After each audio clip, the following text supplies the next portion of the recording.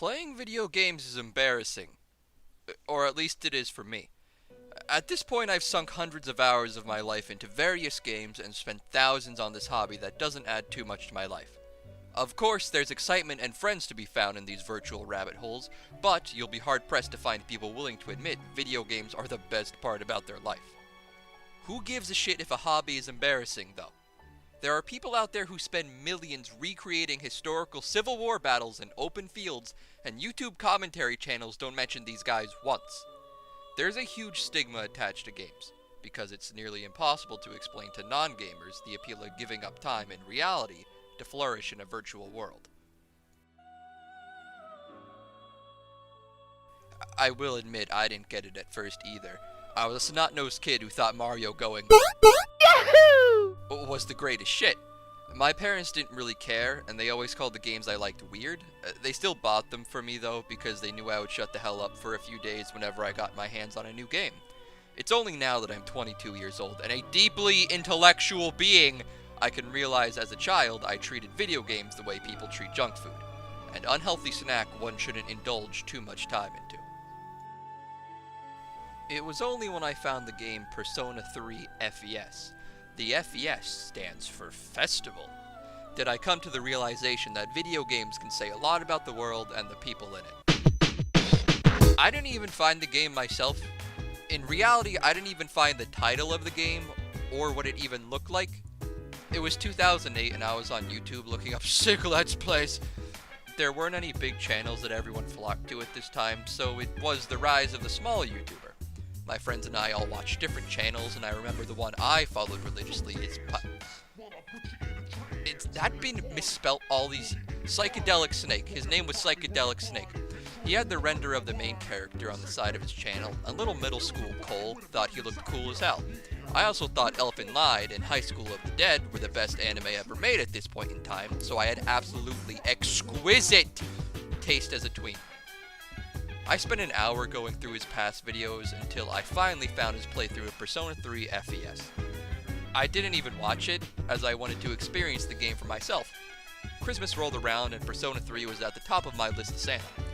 Making a long story short, I eventually got the game and barreled through it in a week. And oh, it was a beautiful experience. Emo hair! Shooting yourself in the head! Big fucking titties! What more could a child about to go through puberty want? The moment that opener started, I was fucking in, bitch! For the long haul! 80 hours for the main story? Easy shit! A 30-hour bonus campaign that's 90% combat? I mean, I beat it, yeah. But this video is about the good parts of P3 FES! Anyway, look at how this fucking game opens up. This is legitimately the first thing you see. 君はね確かにあの時私のそばにいたいつだっていつだっていつだってすぐ横で笑っていたなくしても取り戻す君を I will never leave you. Dog, I thought Titty Zombie Show had good writing, and then the holy grail of anime style is dropped in my lap, and it took place in modern times so I could self-insert. God damn it, I love having so much free time. I wanted to express how much fun I had with this game on my first go-through. It was the only thing I did that entire week. I finished school, did my homework on the bus like a goddamn efficient machine, and then spent like 8 to 9 hours in Iwatodai killing shadows and trying to get Yukari to swallow my Mara. At this point, you've read the title of the video and are probably wondering how this game made my horny mind think deep thoughts and made me a better person. I'll get into that right now. Despite how cool and exciting the game looks, Persona 3 is a game about depression and the trials one has to go through to overcome it. No, I'm serious. The final boss of the game is... It's very symbolic, and I don't want to spoil the entire game, but I'm inevitably going to ruin a few cool moments in this video, so here is my official... If you want to play this game before watching the rest of the video, you'll need a PlayStation 3 at the very least, because Sony does not like money and refuses to release the game on the PlayStation Store for the PS4, and they gave Persona 4 to Steam, and we're about to get the fucking PlayStation 5! Fuck! You can buy it on the online store for your PlayStation 3, or you can be a cool kid like me and have the original physical copy of the game for the PlayStation 2. I'm really glad my neighbor is an old woman with dementia, so she can't hear me screaming about how horny I am for this anime game. Anyway, stop the video here because the rest of the video is just spoilers. The game opens up with your character... hold on. Minato Arisato. What? Okay, I guess. Minato Arisato, arriving in Iwatodai by train. You can name him whatever you want. I obviously named him after myself because I like to imagine I'm a huge badass hero instead of some gangly loser screaming about video games. However, for the purposes of this video, the dude will be referred to as Minato, or you. So, you arrive at Iwatodai right as the clock hits midnight and everything stops. The world around you goes silent as your fucking sick Audio-Technica ATH-EM7 earphones stop playing Burn My Dread. You pause, slightly bothered that your stylish headphones decided to run out of battery at this very moment. You don't bother to look around because you don't care. You're only here to go to school, and you're only going to school because it's what you have to do to survive. You're going through the motions. You could care less about what's happening around you, which is kind of weird considering the actual apocalypse is here. There are coffins and blood everywhere, man. Show some kind of reaction. I know it's hard to be a teenager, and no one really gets you, but Christ! This is messed up. I feel like a goddamn Yick character trying to explain how the audience should feel. Can you please explain what's going on here? You arrive at your dorm and you're greeted by a child in a prisoner's uniform. I'm sure there's some symbolism there, but I'm not about to spend 8 minutes explaining a child's outfit. So he's like trapped by something or whatever. That's good enough. He makes you sign a contract forcing you to accept responsibility for your own actions. Minato, not knowing any better, signs the thing and this weird alternate reality comes to an end as the lights come back on. You're then introduced to the super exciting emo squadron, otherwise known as C's. They're your party members. They're all pretty cool, especially Koromaru, even though he doesn't have a social link. Oh shit, I didn't explain social links!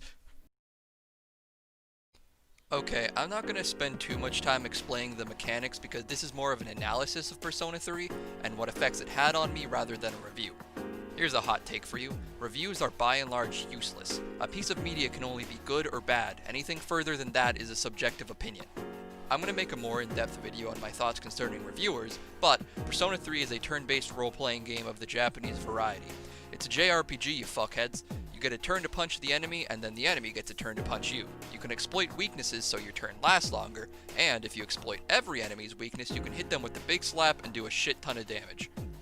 There is a bit of strategy in the battles where you can stagger some enemies and leave others alone so they waste their turn recovering only to be knocked down the next one. After winning a battle, you sometimes get a persona card. Minato's a special little boy who can summon more than one persona while the rest of your crew only has access to their personal persona. These persona cards can be summoned on their own or fused together to make some rockin' badass personas to give even bigger slaps to these globs of tar. It's extremely comfy to spend an hour or two just fusing personas. The music of the Velvet Room really suits the mindset you're in while making personas, and when you're done fusing, it's always exciting to try the new boys out on the shadows and absolutely fucking wreck their shit! Outside of combat, you go to school and hang out with your friends. That's about it. I'm not kidding. After school, you can choose to spend your time with various people and increase your social links with them. Social links are a kind of physical meter of your bond with someone. They're important because strong personas are locked behind social link levels. You won't be able to summon and fuse certain dudes if you aren't good enough friends with Mamoru or that 8-year-old girl you keep running into. Why the hell are you hanging out with her, Minato? What's your fucking game here? Other than hanging out with your friends, you could spend the day training a social stat. These are important as well since certain social links and dialogue options are locked and can't be accessed until you have the appropriate level in the appropriate stat.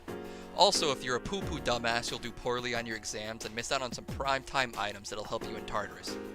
Oh fuck, I didn't explain Tartarus!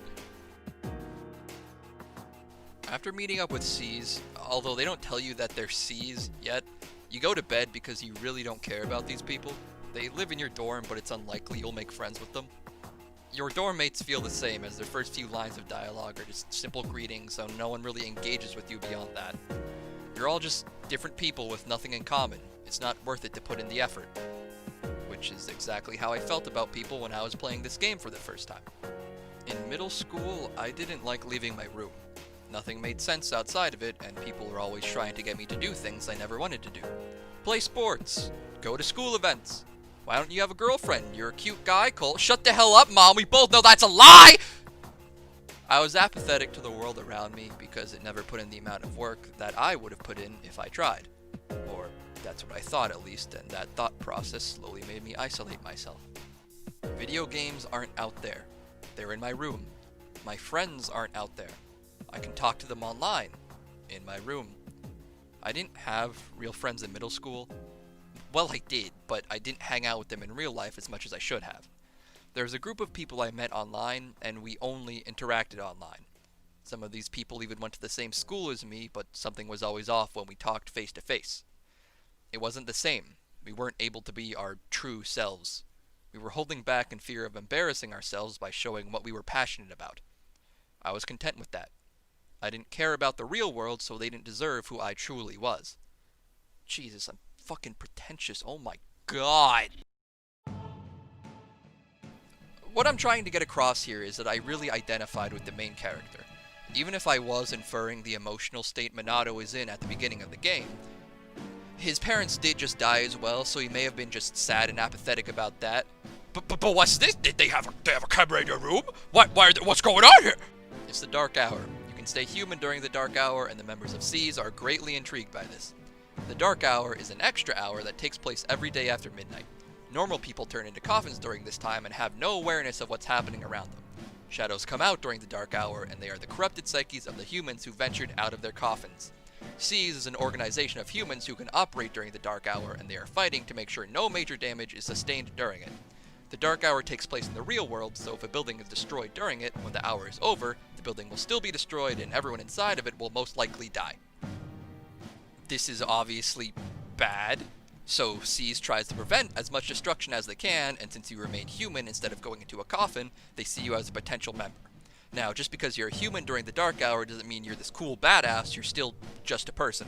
Shadows insta-kill normies and corrupt their minds, turning them into shadows themselves. However, if you have the potential to be a persona user, the shadows' attacks have less of an effect on you and you can fight them with slightly less risk.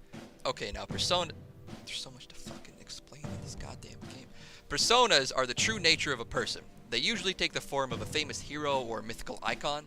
You can't call out this power normally, so you have to force it out of yourself by clearing your mind. In this world, the clearest a mind can get is right before you kill yourself. I know it's a little on the nose. It's terrifying to put a gun to your head, though, and pull the trigger, even if it's a fake gun. Here, find a Nerf gun or some shit and aim it right at your temple. If you've never done this before, anxiety takes over your system. You know it won't hurt you, but your brain is still aware of the danger. What if something does happen? What if the fake gun malfunctions somehow and buries a toy projectile into your head and it kills you? You have to toss these thoughts out of your head in order to pull the trigger and see that you are completely safe the entire time.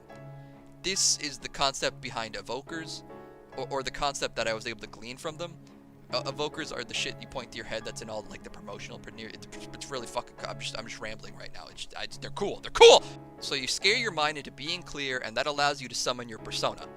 Of course, if you're already suicidal, anxieties such as these don't exist, and you can pop that bitch out of your soul, no fucking problem. It's common for persona users to fail the first few times they try to summon their persona, except for Minato, of course. Yo, watch this shit. It is tight as hell.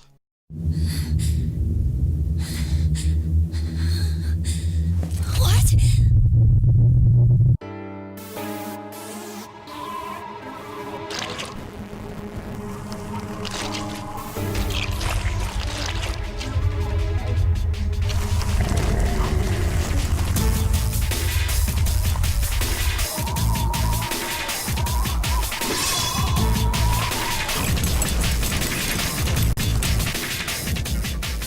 Those monsters. We call them shadows.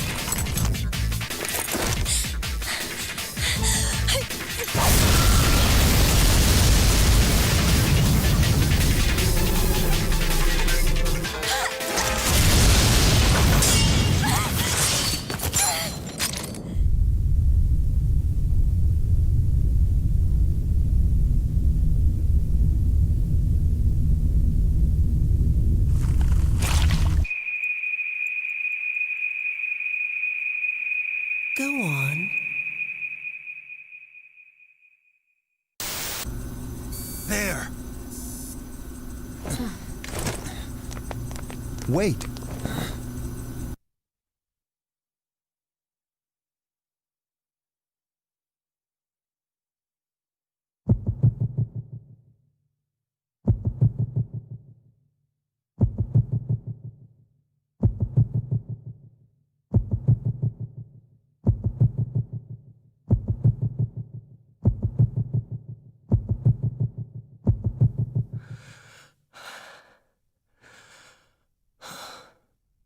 Persona.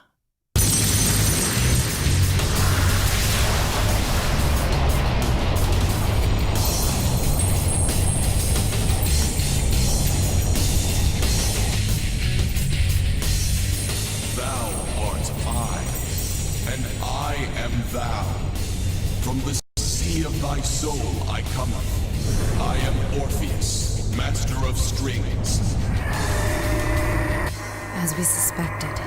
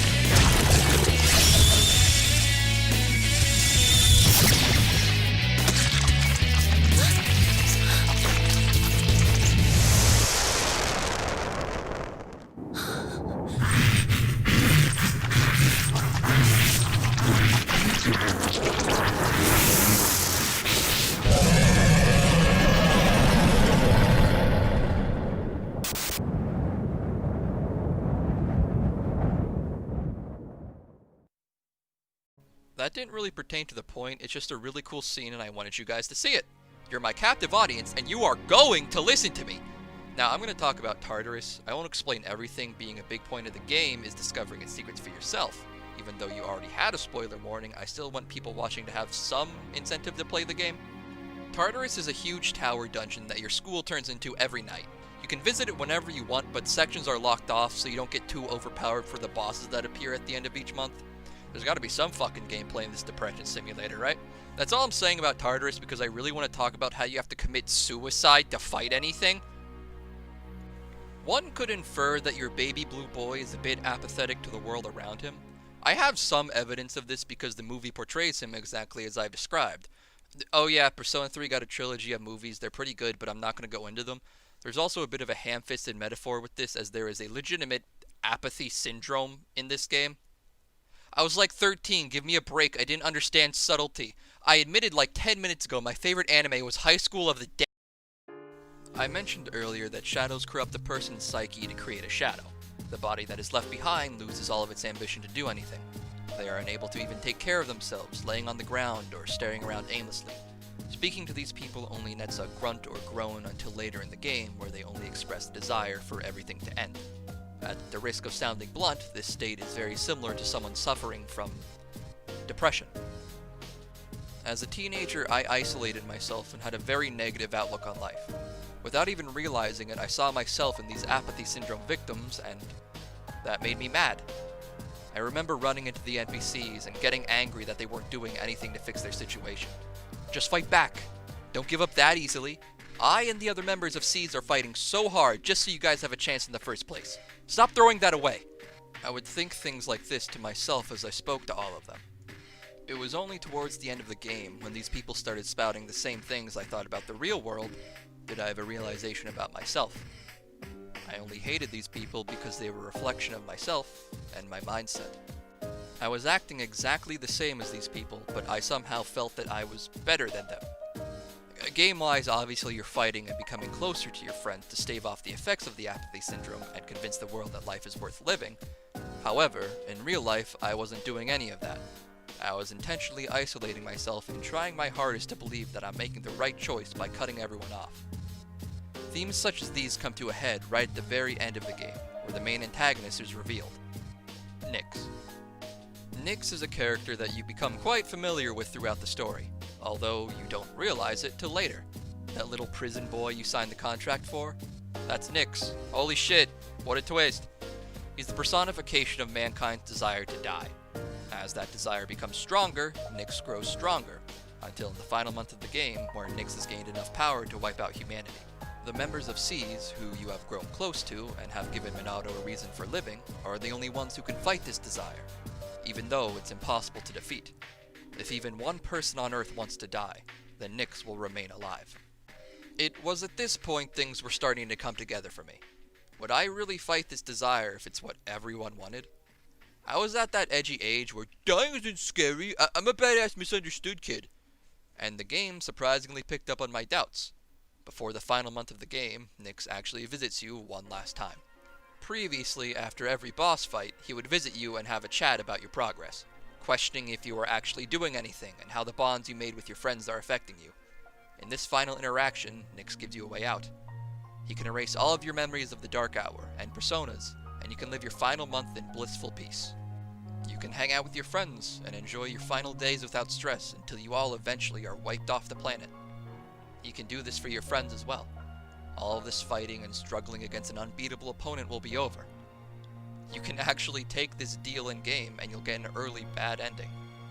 Bad is in parentheses here because you and your friends actually live happily for a month, going out to movies and laughing about dumb jokes and worrying over tests in school. It's only the player who ever understands what a hollow peace this actually is. I never chose this option as a kid, however, and this is the point where everything clicked and I changed as a person. The fake peace that Nyx is offering was exactly what my life was up until that point. I was happy and content, but I wasn't actually living. I didn't want to fight or struggle or bump up against roadblocks. It was hard to try and be an actual person, and for a while, I believed not trying was the much better option. The point of this video is that I realized this isn't the correct option. We're living in an extremely troubled time right now. Many of my friends express how hard it is to even get up in the morning, let alone try and live a fulfilling life. The apathy syndrome has infected the real world as well as Iwatodai. God, I'm a fucking weeb. What I'm trying to say here is that it's important to try and live a fulfilling life, even though it's hard. If you break down and cry the moment things start to push back against you, things aren't going to get better. They're just going to get stagnant, which, to sound a bit presumptuous, is much more damaging than things getting worse. Once you accept, oh yeah, this is as far as I can go, the magic of simply being alive starts to fade. I'm not about to make a silly video game essay dive too deep into the human condition, but the fact that a video game could make middle school-aged me think about topics as serious and intellectually stimulating as these is pretty cool. Persona 3 FES is a JRPG that taught me to never accept stagnation. The moment we stop striving to live happier lives is the moment life stops being worth living. Minato Arisato, aka Emo Jesus, died for our sins, and we have to lead successful lives in order to pay tribute to our patron anime saint. Also, Yukari is best girl. If you fucking think differently, you're an idiot. This woman is willing to end the world just to see you again. Now that's commitment. Thanks for watching my stupid video. 風の声光の粒まどろむ君に注ぐ忘れない優しい微笑み悲しさ隠した瞳を願うこと辛くても立ち向かう勇気君にもらっただから